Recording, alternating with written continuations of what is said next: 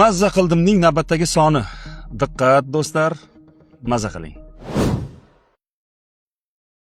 Yiqilsam nima bo'ladi? Otamdan boshqa hamma kuladi. O'lsam nima bo'ladi?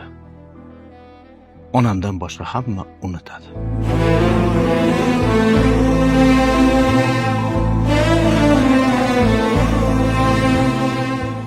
Tilingdan oldin qalbingni tarbiya qil. Chunki so'z oldin qalbdan kelib, keyin tilga chiqadi.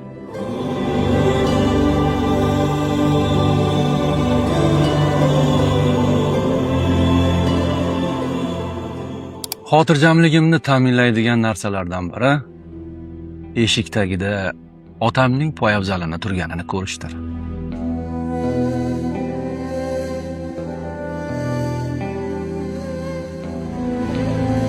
Omonat nima ekanligini biladigan erkak albatta itoat nima ekanligini biladigan ayolni uchratadi.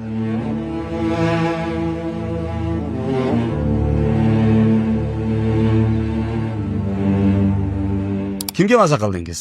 Asadullo, Malika, Baxtiyor yoki Akmal? Izohlarda yozing.